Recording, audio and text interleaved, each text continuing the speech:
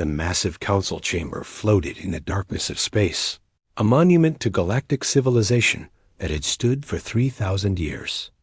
Inside its crystalline walls, representatives from 18 different species gathered around a circular table that measured nearly 100 meters across.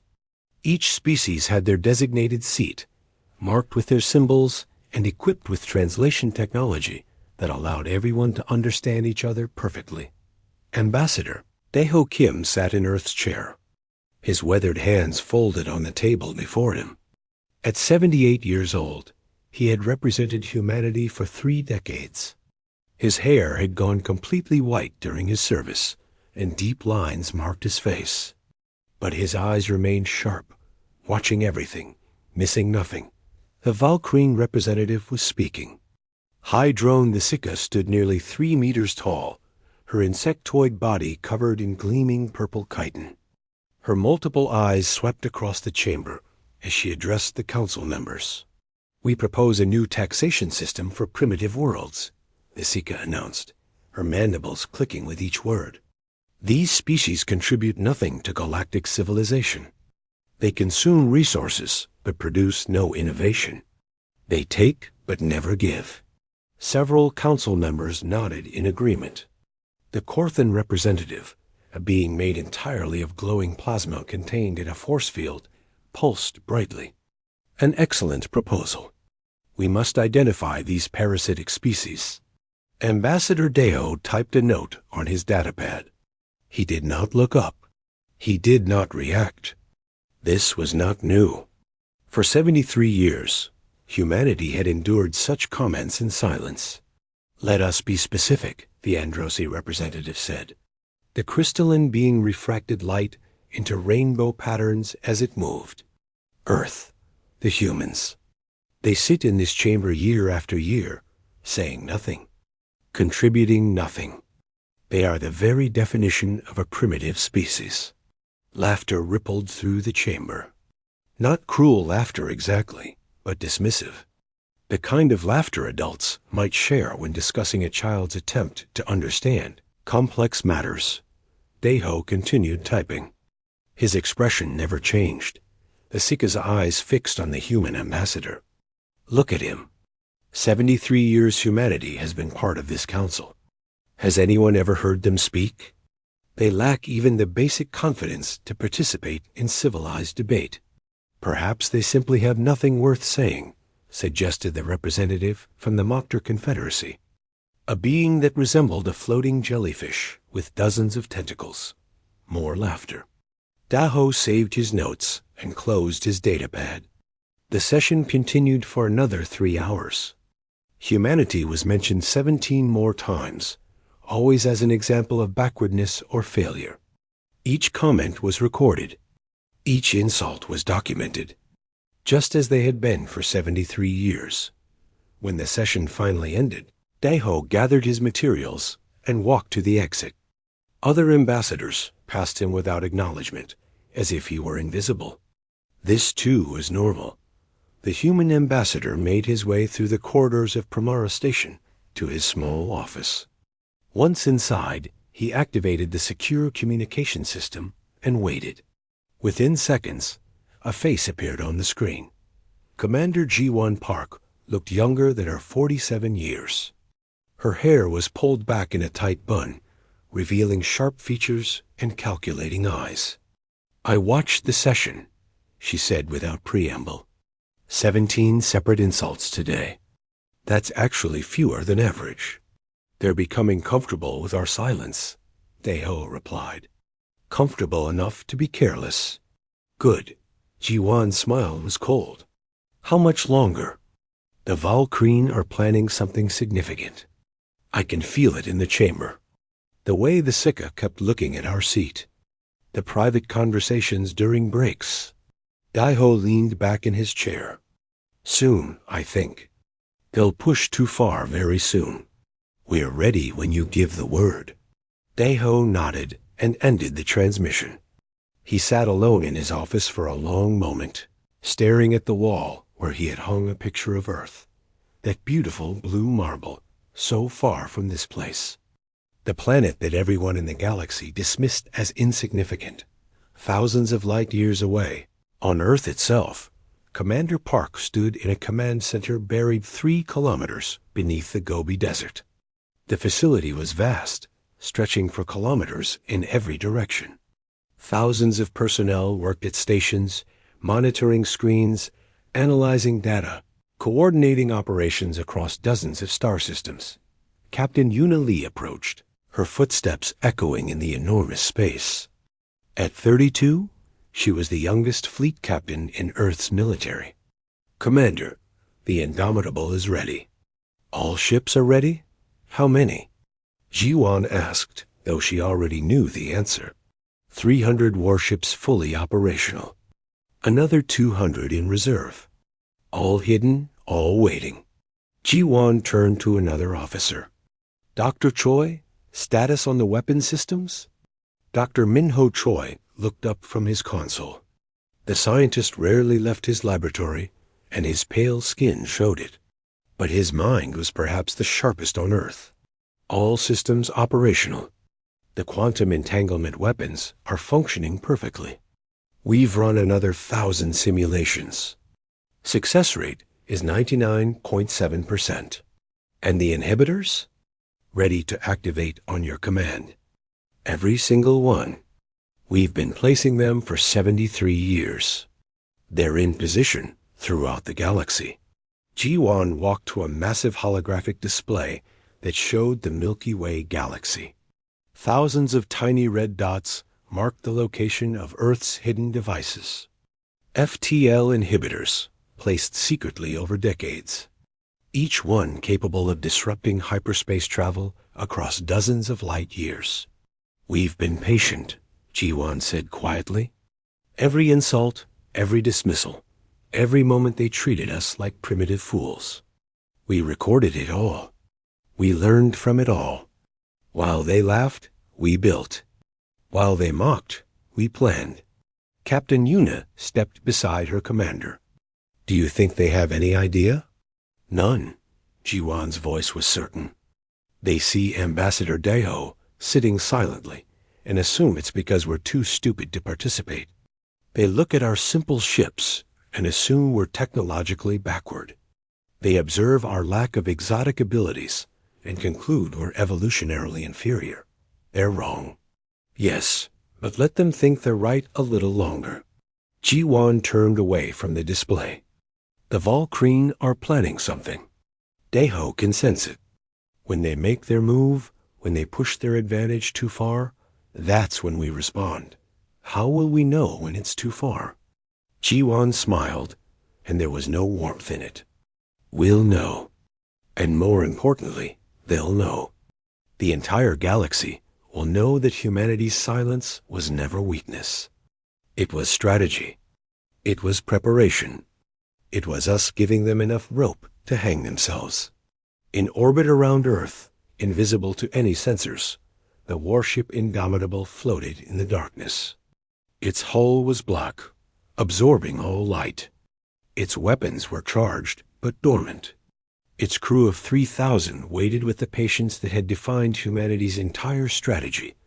Captain Yuna's second in command, Lieutenant Boranam, sat at her station running final system checks. She had spent 15 years undercover on Valkyrie Prime, living among the enemy, learning their secrets. Last month she had finally returned home.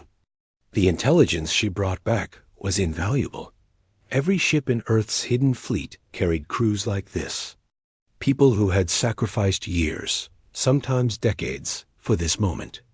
People who had endured the galaxy's contempt while building humanity's response. Ambassador Deho sat in his quarters on Primara Station, reviewing his notes from the session. He added today's insults to the database. 73 years of documentation. Hundreds of thousands of recorded moments of contempt and dismissal. His communication console chimed. A message from Earth, encrypted and secure. He opened it and read Commander Park's words. "All systems ready. All personnel in position. Awaiting your signal." Deho typed his response. Soon, very soon now. He closed the message and looked out his window at the stars. Somewhere out there, in the vast darkness, 300 human warships waited. Thousands of FTL inhibitors stood ready to activate. Weapon systems that the galaxy couldn't even imagine prepared to demonstrate humanity's true capability. The galaxy thought Earth's silence meant weakness. They would learn the truth. Silence could also mean patience. Silence could mean preparation. And sometimes, silence meant that you were the predator, not the prey. Simply waiting for the perfect moment to strike. 3 weeks passed like any other 3 weeks in the 73 years since humanity joined the Galactic Council. Ships traveled between stars. Trade continued. The vast machinery of galactic civilization functioned as it always had. And Earth remained silent. Then the emergency session was called. Ambassador Deho received the notification at midnight. Station time. An emergency session, mandatory attendance, subject matter classified until the chamber convened. He dressed slowly, deliberately, taking his time.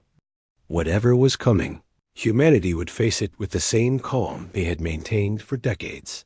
The council chamber was packed when he arrived. Every species had sent not just their primary ambassador, but secondary representatives as well. The air hummed with tension and barely contained excitement. Daiho took his seat beside Counselor Taejun An, Earth's secondary ambassador.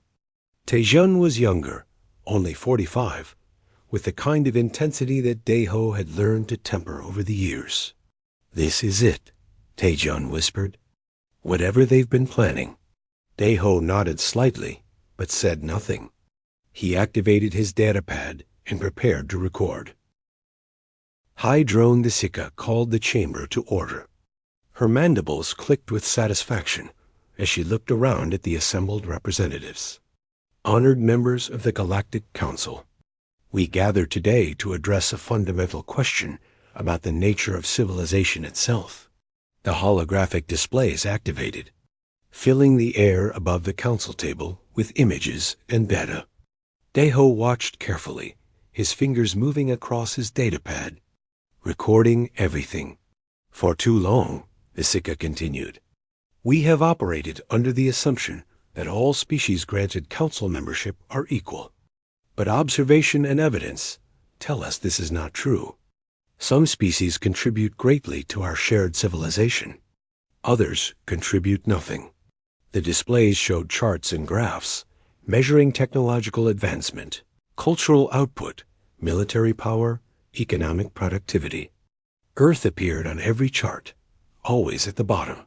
We proposed the Sapiens Threshold Act, Desika announced, a formal system to classify species based on their demonstrated contributions to galactic civilization. Species below a certain threshold would be reclassified from full members to protectorate status. Murmurs filled the chamber. Some representatives leaned forward with interest. Others looked uncomfortable. Daiho kept recording. The Korthan representative pulsed brightly. Define protectorate status. Such species would lose voting rights, Desika explained. They would remain under council protection, but would contribute resources to support their more advanced neighbors. Think of it as a mentorship program. Advanced species helping primitive ones develop. You mean exploitation, someone muttered. Though Daiho couldn't identify who, Desika's eyes narrowed. We mean efficient resource allocation. Some species are simply not ready for the responsibilities of full membership. The displays changed, now showing human cities compared to alien metropolises. Earth's buildings looked small and crude next to the massive structures other species had built. Human technology appeared primitive compared to the exotic matter manipulation and psychic abilities others possessed. Look at humanity, Desika said, pointing at the images. 73 years on this council. Have they spoken even once? Have they contributed a single meaningful idea? They cannot manipulate reality with thought. They cannot transcend their physical forms. They are barely evolved primates playing at civilization. The Androsi representative chimed in, its crystalline body refracting light into sharp angles. I propose Earth as the first species to be reclassified. They are the perfect example of a civilization that needs guidance. Daeho's fingers continued to move across his datapad. Beside him, Taijian's knuckles were white from gripping the armrests of his chair. The younger ambassador's jaw clenched so tightly that Daeho could hear his teeth grinding. Not just guidance, the Mokta representative added. Earth possesses remarkable biological diversity, genetic resources that could benefit the entire galaxy. Under protectorate status, we could properly catalog and utilize these resources. You want to strip mine our planet, Taejun hissed under his breath. Daeho placed a gentle hand on the younger man's arm. Not yet, not quite yet. The debate continued for 2 hours. Species after species stood to support the sapiens. Threshold Act. They spoke of efficiency and progress and the greater good. They used careful language that almost concealed their greed. Almost, finally, the Sika called for a vote. All in favor of implementing the Sapiens Threshold Act, with Earth as the first species to be reclassified? Hands, tentacles, appendages, and energy fields rose throughout the chamber. One by one, 17 species voted in favor. Only Earth abstained, but abstentions held no power in council votes. The motion passes, the Sika declared. Earth is hereby reclassified to protectorate status, effective in 30 days. The chamber erupted in applause and congratulations. Representatives turned to each other, already discussing how to divide Earth's resources, how to extract genetic material, how to establish mining operations, how to claim pieces of humanity's home world. Daeho saved his recording. He closed his datapad. And then, for the first time in 73 years, he stood. The movement was so unexpected, so unprecedented, that the chamber fell silent. Thousands of eyes, and things that functioned like eyes, turned to stare at the human ambassador. Daeho reached forward and activated his microphone. The small light changed from red to green, indicating that his words would now be broadcast throughout the chamber. Earth requests a 30-day recess before implementation of this act, he said. His voice was quiet, calm, and completely steady, as is our right under Council Charter, Section 7, Paragraph 4. The silence stretched. Then the Sika's mandibles clicked in amusement. The human speaks. How unexpected. Very well, the request is granted. 30 days before Earth becomes a protectorate. What could humanity possibly accomplish in 30 days that they haven't managed in 73 years? Other representatives laughed. The sound echoed through the chamber, mocking and dismissive. Daeho gathered his materials and walked toward the exit. Taejin followed, his face flushed with barely controlled rage. They made their way through corridors filled with celebrating aliens. Back to the human office. The moment the door sealed behind them, Taejun exploded. 30 days? That's all you asked for? They're going to take everything. Yes, Daeho agreed calmly. He activated the secure communication system. They are going to try. Commander Park's face appeared on the screen. She had been watching the session live. Daeho knew. I saw, she said simply. Initiate protocol revelation, Daeho ordered. Confirmed. All units are being activated now. Ji-Wan's smile was sharp as a knife. They wanted humanity to speak. Now they'll hear us. But not with words. On Earth, deep beneath the Gobi Desert, alarm systems activated throughout the command center. Not emergency alarms. These were the signals that thousands of personnel had trained their entire lives to hear. The sound of waiting finally coming to an end. Captain Yuna sprinted to her station. All ships, battle stations, begin emergence protocols. Throughout the solar system, 300 warships began powering up their systems. Ships that had floated dormant for years, even decades, suddenly blazed with life. Their crews, who had waited in rotating shifts, now moved with practiced precision to their positions. Dr. Choi's fingers flew across his console. Activating FTL inhibitor network. All 7,200 units responding. Charging sequence initiated. How long until full activation? G1 demanded. 12 hours for full galaxy-wide effect. But we can begin localized disruptions immediately. Do it. Start with the Council Station and work outward. Engineer Sora Beek had designed the FTL inhibitors over 3 decades ago, based on her doctoral research into hyperspace mechanics. For 73 years, humanity had been secretly deploying them throughout the galaxy. Tiny devices, each no larger than a basketball, hidden in asteroid fields, attached to derelict ships, placed in the emptiness between stars. 7,200 devices, positioned with mathematical precision to create overlapping fields of disruption. When activated, they would dampen the hyperspace fields that allowed faster-than-light travel. Ships could still move, but they would be limited to conventional speeds. What normally took days would now take weeks or months. The galaxy was about to become a much larger place. Admiral Haijin Song stood on the bridge of the command ship Eternal, the largest vessel in Earth's fleet. Around her, holographic displays showed the positions of all human forces. All ships report ready status. Confirmed, came the responses from 300 captains. Hold position, Haijin ordered. Wait for the disruption field to take full effect. Let them feel the confusion first. Let them wonder what's happening. Then we move. Back on Primara Station, Ambassador Deo sat in his quarters and composed a message. Not to the Council. Not to the species that had just voted to strip humanity of its rights. This message was for Earth, for the people of his home world who had waited so patiently for this moment. To the people of Earth, he typed. For 73 years you have endured the galaxy's contempt.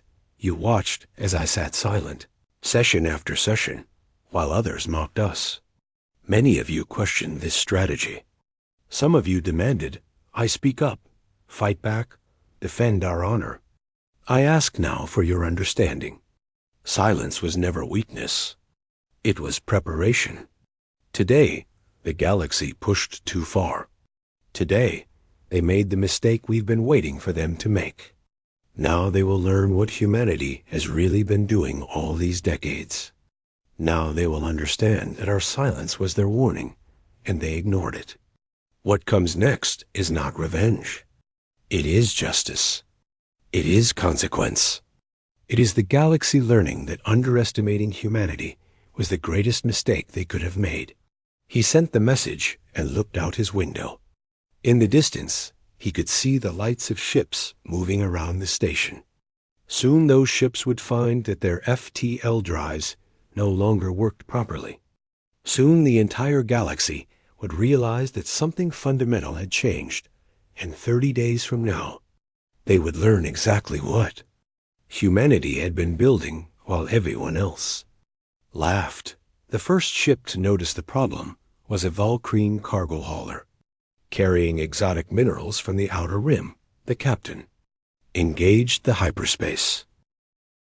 Drive as normal, expecting the familiar lurch as the ship transitioned to faster-than-light travel. Instead, the drive struggled, whined, and barely managed to create a weak hyperspace field. A journey that should have taken 3 days was going to take 3 weeks, within hours. Reports flooded into the Galactic Council from across known space. FTL travel was now functioning everywhere. Ships were stuck at conventional speeds. Communication relays that depended on hyperspace connections were experiencing massive delays. The carefully coordinated machine of galactic civilization was grinding to a halt. High Drone, the Siaka, convened an emergency meeting of the Council's technical committee. Engineers from every species gathered to analyze the problem. Their instruments detected unusual gravitational waves throughout the galaxy. Hyperspace fields were being dampened by something, but no one could identify the source. It must be a natural phenomenon, one engineer suggested. Perhaps a wave of exotic matter from outside the galaxy. Impossible, another countered. The effect is too uniform, too evenly distributed. This is artificial. The Sika's mandibles clicked in agitation. Find the cause and fix it. The Valkyrian Empire cannot function without FTL travel. What none of them realized was that Earth's intelligence network was listening to every word. Intelligence Director Yemin Kwan sat in his office deep within Earth's command center, monitoring dozens of screens showing intercepted communications from across the galaxy. His network had taken decades to build. Thousands of operatives, both human and alien, all working toward this moment. The Valkyrian are panicking, reported one of his analysts. They're sending investigators to examine the gravitational anomalies. Let them investigate, Yemin said calmly. They won't find anything. The inhibitors are too small and too well hidden. Another screen showed communications from the Korthan Collective. Their plasma-based biology required special ships for travel, and those ships were completely dependent on FTL technology. Without it, they were effectively trapped in their home systems. The Korthan are demanding answers from the Council, another analyst reported. They're threatening to withdraw their membership if the problem isn't solved within a week. Yemin smiled. 73 years of careful planning was paying off. While humanity sat silently in council chambers, his operatives had been busy. They had recruited allies among the lower castes of the Valkyrian Empire. They had bribed corrupt officials in the Androsi Federation. They had blackmailed criminals with connections to every major species. One of his best operatives, Lieutenant Bora Nam, had spent 15 years living on Valkyrian Prime. She had married a Valkyrian engineer, raised a family, and become a trusted member of their community, all while secretly transmitting technical information back to Earth that the knowledge she provided had been invaluable. Earth now knew the exact specifications of Valkyrian weapon systems, their defensive capabilities, and most importantly, their weaknesses. Sir, we're receiving a transmission from Agent Bora, an analyst said. She reports that Valkyrian Military Command is deploying ships to investigate the inhibitor fields near their home system. Will they find them? Unlikely. Agent Bora helped place those inhibitors herself. She knows exactly where they're hidden. On Valkyrian Prime, Bora stood in her kitchen preparing breakfast for her family.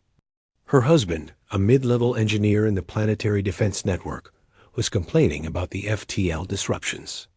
It's chaos, he said, his mandibles clicking with frustration. Half our fleet is stranded between systems. Supply chains are breaking down, and Command has no idea what's causing it. That sounds terrible, Bora replied, keeping her voice sympathetic. Inside, she felt a fierce satisfaction. Every disruption, every moment of confusion, was part of humanity's plan.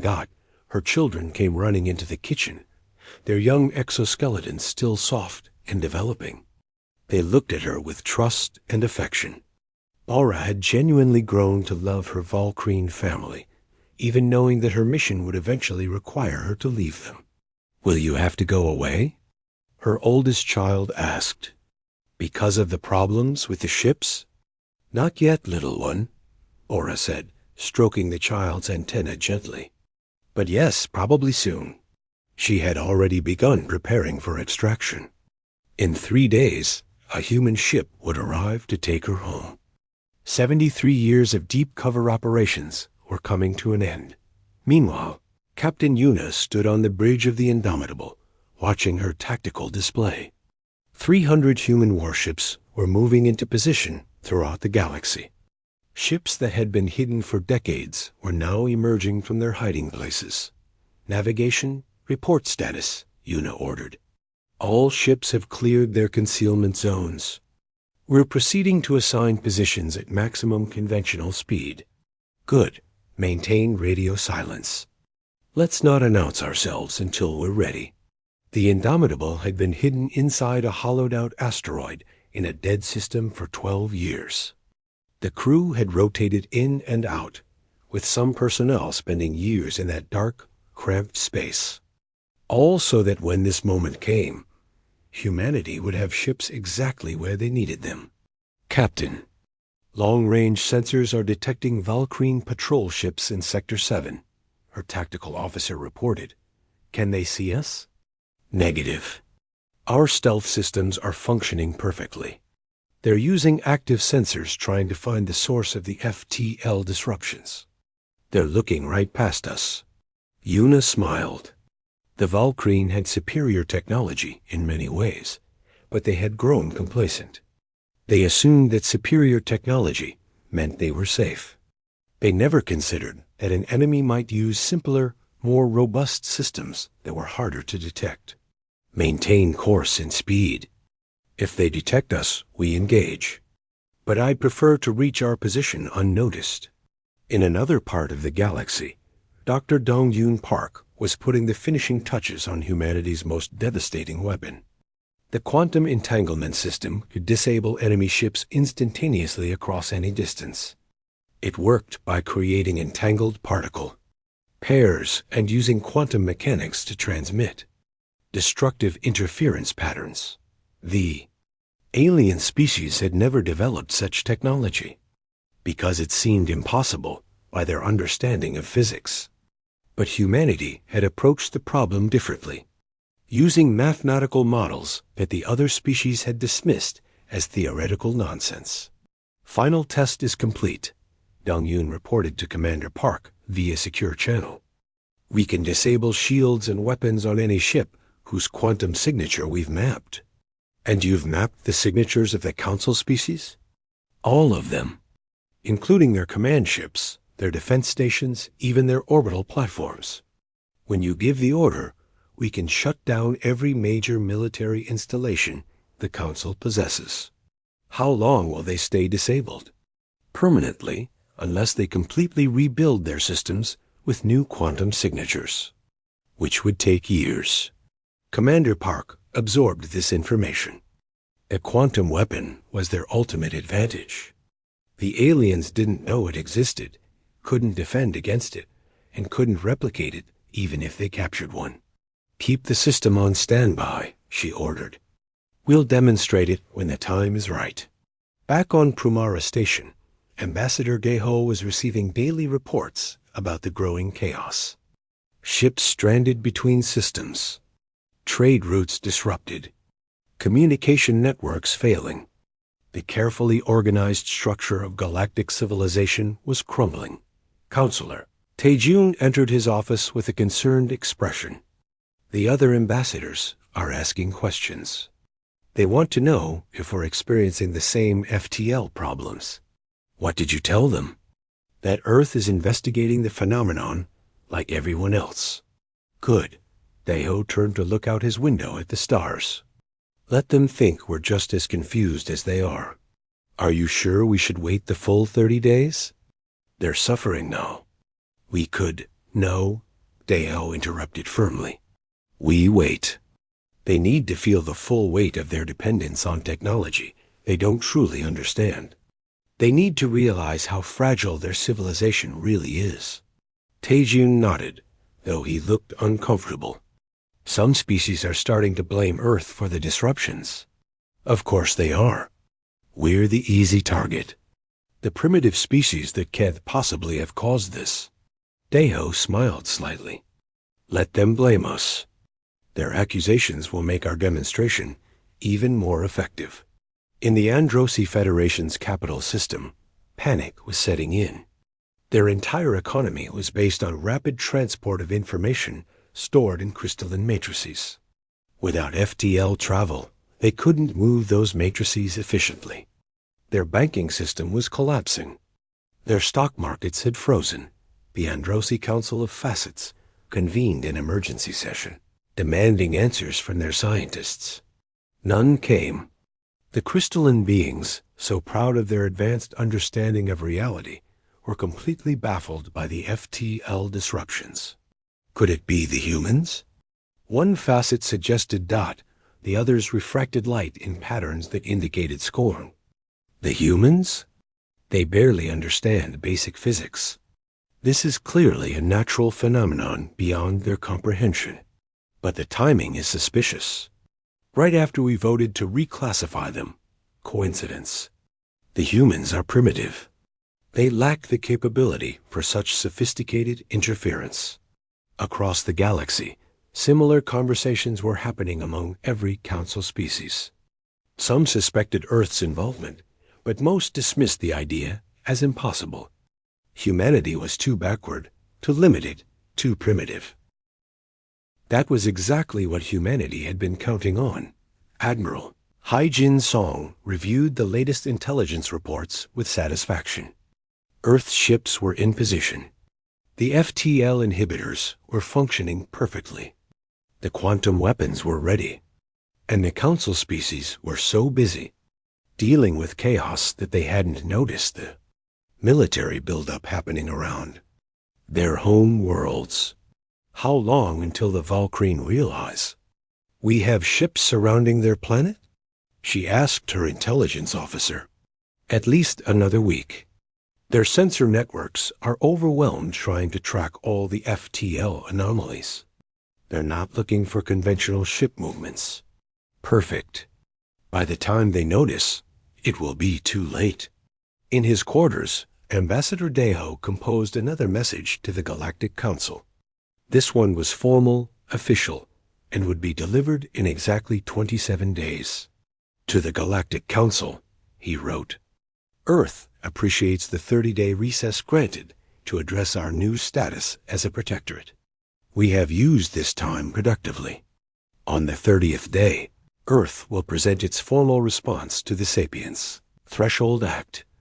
We request that all council members attend this session in person. What we have to say will be of great importance to every species in the galaxy.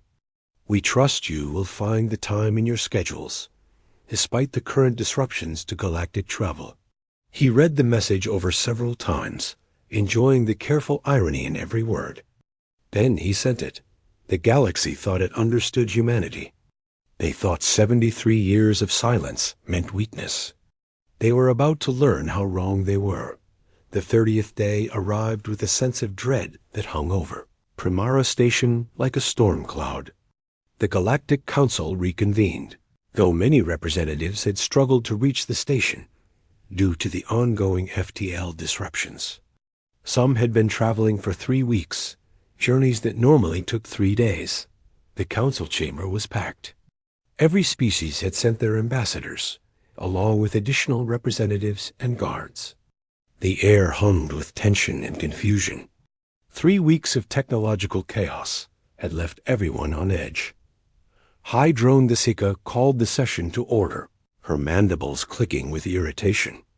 We are here to receive Earth's response to their reclassification as a protectorate.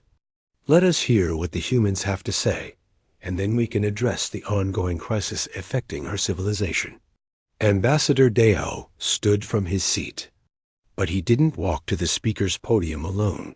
The chamber doors opened. Through them walked a procession of humans that no one in the council had ever seen before. First came soldiers in black combat armor, carrying weapons that gleamed with unfamiliar technology. Then came officers in military uniforms, their ranks and insignia marking them as high-ranking commanders. And at the center of the group walked a woman in her 60s with sharp eyes and an expression of absolute authority. Council chamber fell silent.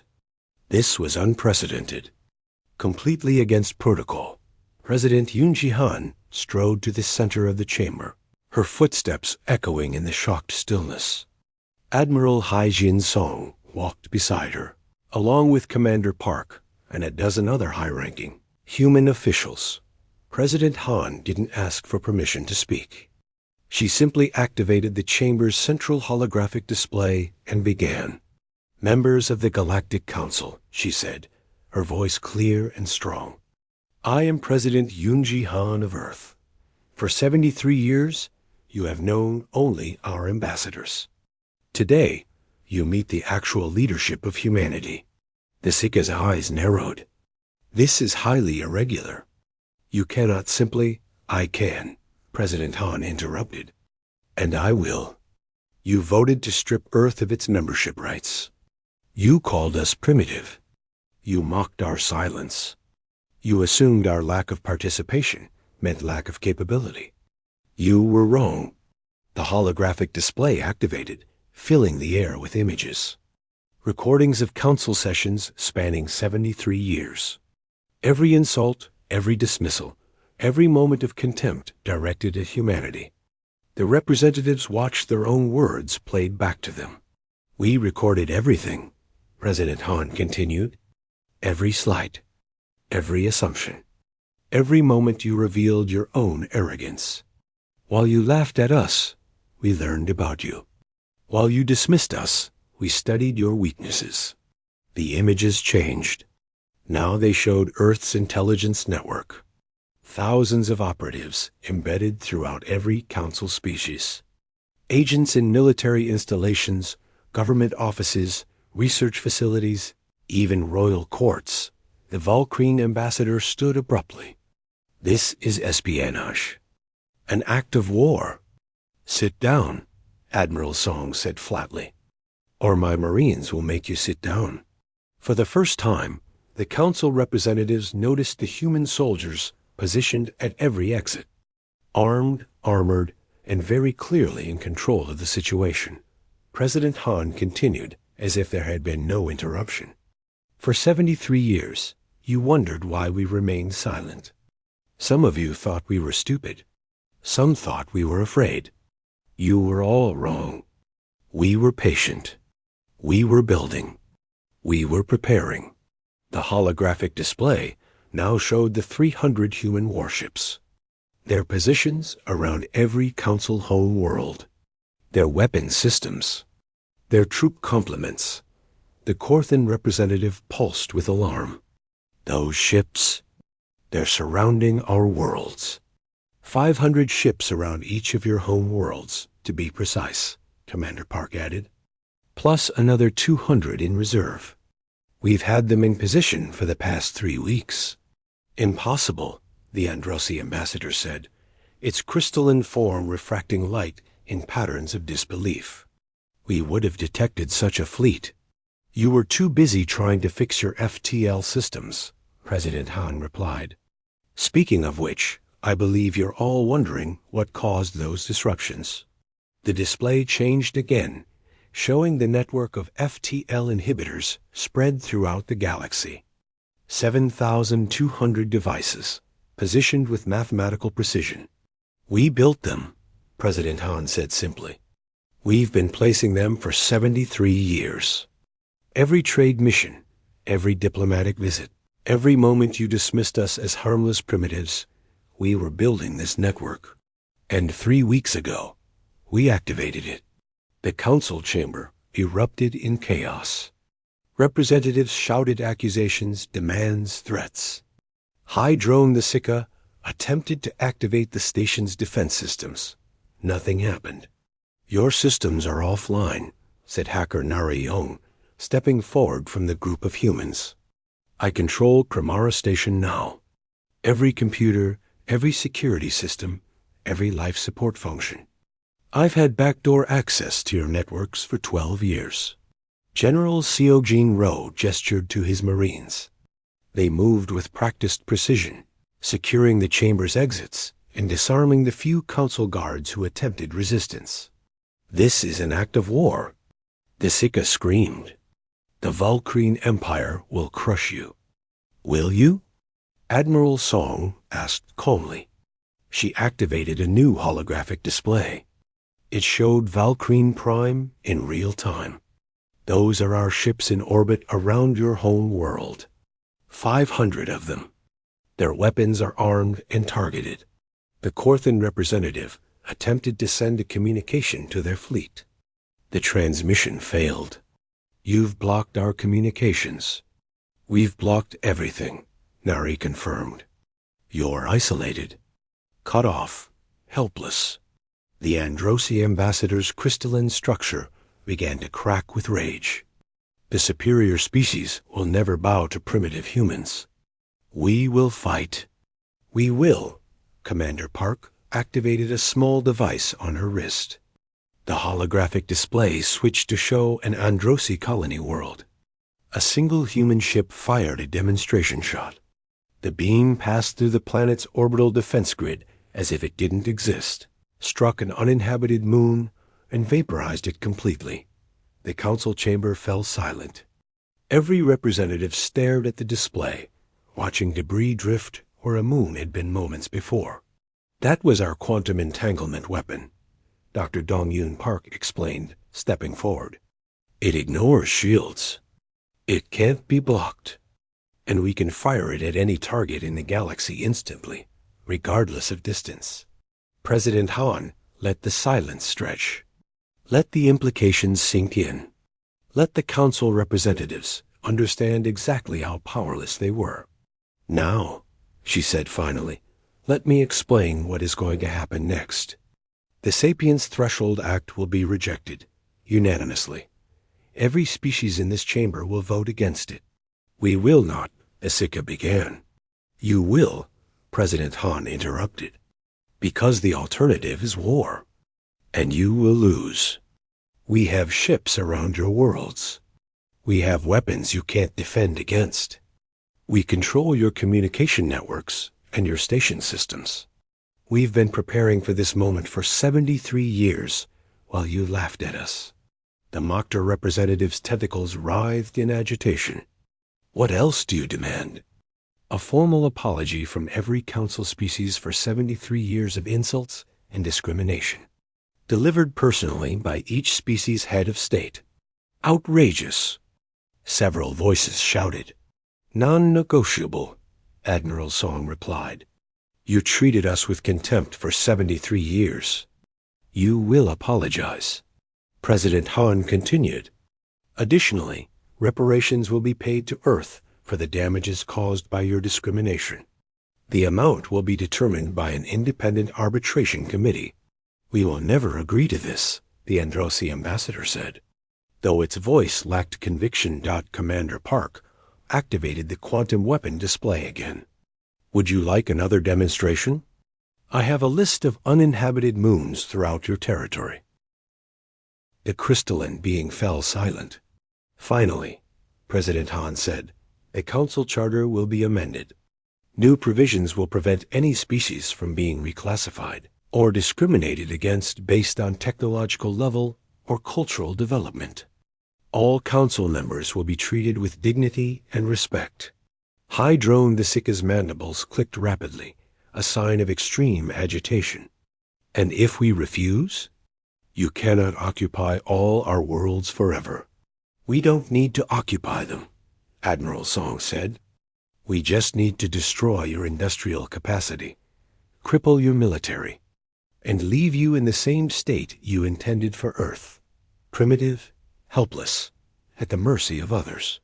President Han stepped closer to the Sika. But we don't want that. We're not here for conquest or revenge. We're here for justice, for dignity, for the simple acknowledgement that all sapient species deserve respect, regardless of their technology or capabilities. She turned to address the entire chamber. Earth remained silent for 73 years. Not because we had nothing to say, not because we were afraid, but because we were giving you a chance to be better, to rise above your prejudices and treat others with the respect they deserve. You failed that test, Commander Park added quietly. The council representatives looked at each other, some with anger, some with fear, some with something that might have been shame. The Mokta representative spoke, its tentacles moving in patterns that indicated submission. What assurance do we have that you won't use these weapons against us in the future? The same assurance we had that you wouldn't exploit us, President Han replied. Trust, or at least mutual deterrence.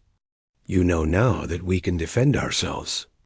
that we will defend ourselves, and that underestimating humanity is a mistake you won't make twice. Admiral Song pulled up another display. Our fleet will remain in position around your worlds until the vote is completed and the formal apologies are delivered. The FTL inhibitors will remain active until the reparations are paid and the charter is amended. This is not negotiable. General Rose Marine stood at attention, a silent reminder that Kramara Station was completely under human control. Now, President Han said, let's vote. All in favor of rejecting the Sapiens Threshold Act? Slowly, reluctantly, hands and appendages rose throughout the chamber. One by one, the species that had voted to subjugate humanity now voted to preserve Earth's rights, 18 votes in favor. 0 opposed. The Sapiens Threshold Act is rejected, President Han declared. Ambassador Deho, please record this in the official minutes. Deho stepped forward, datapad in hand, and for the first time in 73 years, he smiled at the council. Recorded, he said simply. President Han turned to leave, her delegation following. At the chamber doors, she paused and looked back. 73 years, she said. We waited 73 years for you to show us respect. You chose to show us contempt instead. Remember this day. Remember what happened when you pushed humanity too far. And maybe, in the future, you'll think twice before dismissing someone simply because they choose to remain silent. The humans left the chamber. Behind them, the Galactic Council sat in stunned silence, finally understanding the lesson that Earth had taught them. Silence didn't mean weakness. It meant patience. And humanity's patience had run out. 3 months had passed since the confrontation at Kramara Station. The galaxy looked very different now. Ambassador Youngmi Co. stood at Earth's seat in the council chamber, reviewing her notes for the day's session. Unlike Ambassador Deo, who had endured decades of silence, Youngmi spoke freely. She debated, argued, negotiated, and represented Earth's interests with the same vigor as any other council member. The other ambassadors listened. When she spoke, some with respect, some with resentment, but all of them listened. The chamber was quieter these days. The casual arrogance that had once filled every session was gone, replaced by a careful politeness. Species that had once mocked humanity now chose their words with great care. Hydrone the Sicko was gone. The Valkyrian Empire had removed her from her position and sent a new representative. A younger drone named Kellyan, who had been instructed to rebuild relations with Earth. Kellyan sat in his seat, his mandibles still clicking nervously whenever humans spoke. 3 other species had also replaced their ambassadors. The individuals who had led the push for the Sapiens Threshold Act had been quietly removed from power, sacrificed by their governments to appease Earth's anger. The Council will now hear Earth's proposal regarding trade route security. The session moderator announced Young-mi, stood and activated her presentation. Earth proposes a joint security force to patrol critical trade routes. We've seen a significant increase in pirate activity since the FTL disruptions, and many species lack the military resources to address this threat. The Korthan representative pulsed cautiously. You propose Earth provide these security forces? We propose a joint effort, Young-mi clarified. But yes, Earth will contribute the majority of ships and personnel. We have the capability, and we're willing to share it. For what price? The Androsi ambassador asked, its crystalline form refracting light in suspicious patterns. No price. This is a service to the Council and to galactic civilization. The chamber murmured with surprise. The concept of powerful military forces being offered freely, without exploitation, was foreign to most species. Why would you do this? The Mokta representative asked, its tentacles writhing with confusion. Young-mi smiled slightly. Because that's what full council members do. They contribute to the greater good. They help maintain civilization. They act with responsibility and dignity. The pointed reminder of their own words hung in the air. Several representatives shifted uncomfortably in their seats. The vote was called. The proposal passed unanimously. After the session, Youngmi walked through Primara Station's corridors. Other ambassadors nodded to her respectfully as she passed. Some even stopped to make small talk, something that would have been unthinkable 4 months ago. She made her way to the observation deck, where Ambassador Daho stood looking out at the stars. The elderly diplomat had retired from his position after the confrontation, but he still visited the station occasionally. "Another successful session," Daho said as Youngmi joined him. "You're doing well." "It feels strange," Youngmi admitted. "Speaking freely, being heard, having our proposals actually considered. That's how it always should have been." Daiho's voice carried a hint of sadness. "I sometimes wonder if we could have achieved this without the show of force." "We couldn't," Youngmi said firmly. "You know that. They needed to see our strength before they would show us respect." Daiho nodded slowly. "Perhaps. But I hope future generations won't have to make that choice." In Earth's orbit, Captain Yuna walked the bridge of the Indomitable. Her ship was no longer hidden in an asteroid field. It now patrolled openly, the flagship of Earth's peacekeeping fleet. "Captain, we're receiving a distress call from a Moktar transport," her communications officer reported. "They're under attack by raiders in Sector 9. Set course to intercept. Maximum speed." Yuna turned to her tactical officer. "Weapons ready, but hold fire until we assess the situation." The Indomitable arrived in Sector 9 within the hour.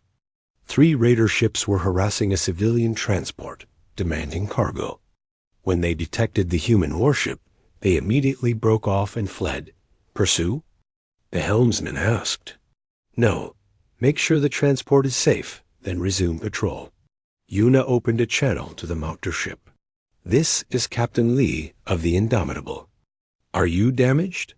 The Moktar captain's relief was obvious, even through the translation. "No damage, thanks to your arrival. We ... We are grateful for Earth's protection. Just doing our job. Safe travels." As the Moktar ship continued on its way, Yuna's first officer approached. "It's strange, isn't it? 3 months ago, they were voting to subjugate us. Now they're grateful for our help." "That's politics," Yuna replied. "Governments do terrible things. Individual people are often better. That Moktar captain probably never wanted Earth to be reclassified. He was just trying to make a living. You think we can move past what happened?" Yuna looked out at the stars. "Some species will never forgive us for showing our strength. They'll always resent that we forced them to respect us. But others will see the benefit of cooperation, of mutual respect. Those are the species we can work with." On Earth, in a university lecture hall, Dr. Minho Choi stood before a class of young engineering students. Among them were not just humans, but also aliens. Valkreen, Korthan, Androsi, and others, all studying at Earth's universities. The quantum entanglement weapon works by creating paired particles and using quantum mechanics to transmit destructive interference patterns, Choi explained. Writing equations on the board. The key innovation was recognizing that conventional physics models were incomplete. A Valkreen student raised her foreclaw. "Professor, why is Earth sharing this technology now? After keeping it secret for so long?" Choi smiled. "Because secrecy served its purpose. We needed an advantage during the confrontation. But now we have an opportunity to build something better. Knowledge shared creates progress. It builds trust. And trust creates lasting peace. But what if other species use this knowledge against Earth?" An Androsi student asked, its crystalline form glowing with concern. "Then we'll be ready," Choi replied simply. "Earth doesn't share everything. We keep some capabilities secret, just as all wise species do. But we share enough to show good faith, to demonstrate that we want cooperation, not domination. At Earth's command center beneath the Gobi Desert, Commander Park reviewed the latest intelligence reports with Director Yemin Kwan. The network of spies and operatives remained active, though their mission had changed. Agent Bora successfully extracted from Valkyrie Prime last week, Yemen reported. She's undergoing debriefing now. How does she feel about leaving her family? Conflicted. She loved them, but she knew the mission would always require sacrifice. Yemen pulled up a new report.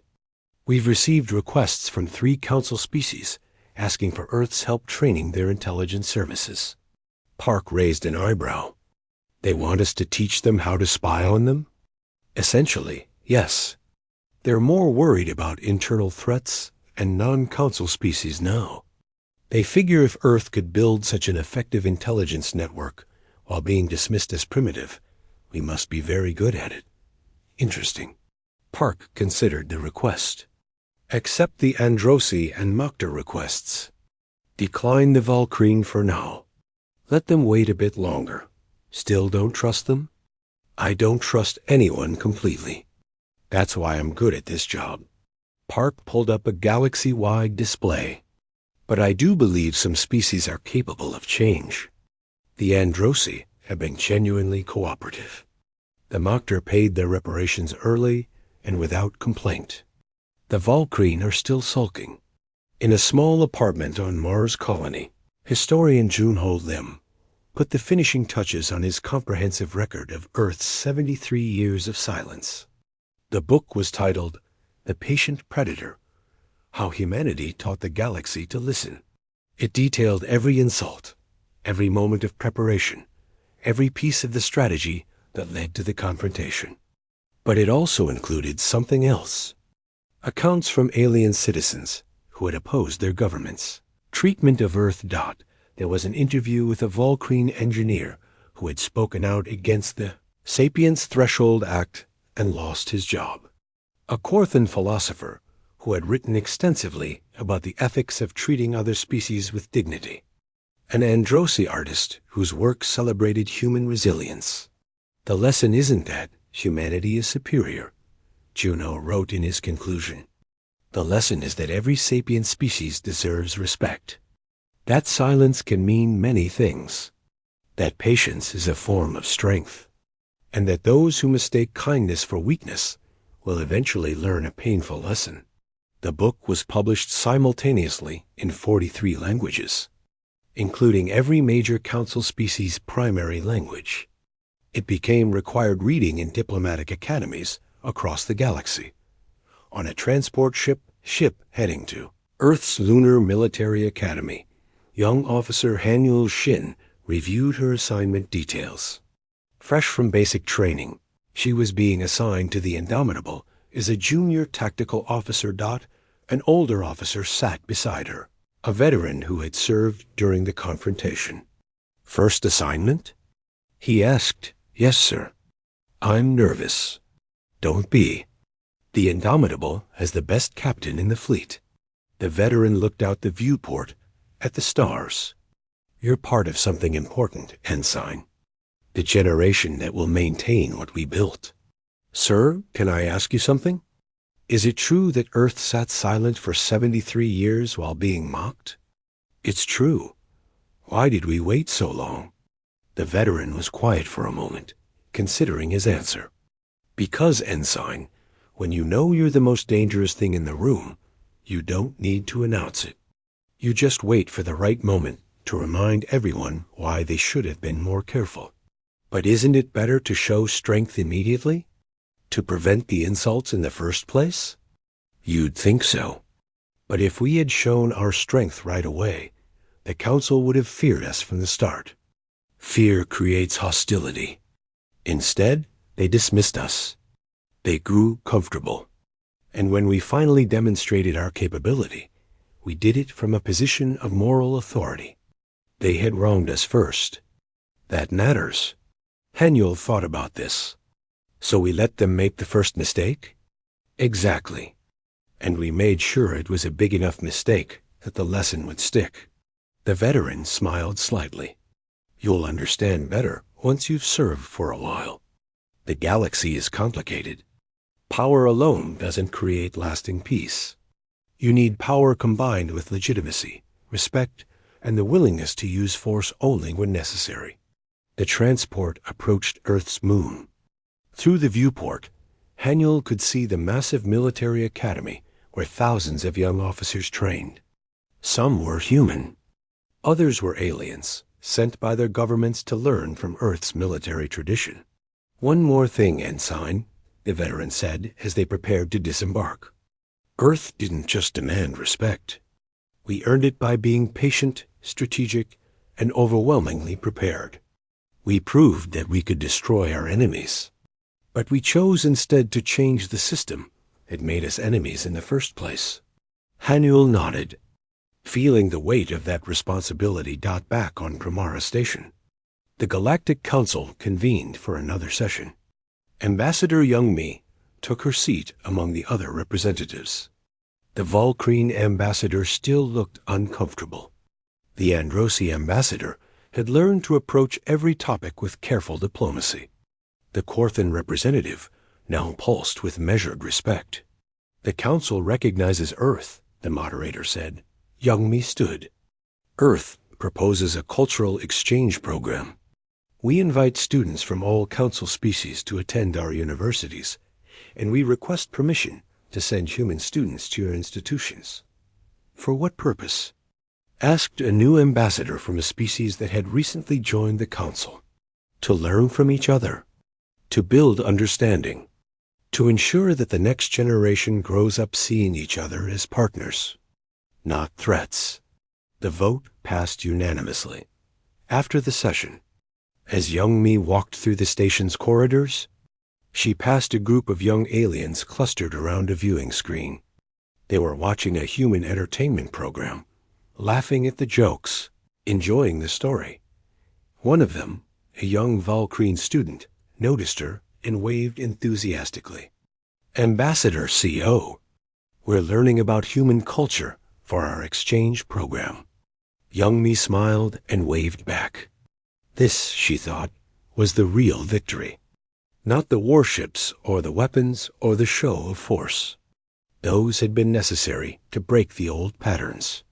But this young beings from different species learning to understand each other, this was what would build the lasting peace. The galaxy had changed. Not because humanity had conquered it. Not because Earth had imposed its will on others. But because humanity had demonstrated that silence could be strategic, that patience could be powerful, and that sometimes the greatest strength was knowing when to reveal it. Earth had remained silent for 73 years. Not out of weakness, not out of fear, but out of a careful, calculated plan to teach the galaxy a lesson it would never forget. And now that the lesson was learned, humanity could finally speak freely, secure in the knowledge that when they spoke, the galaxy would listen.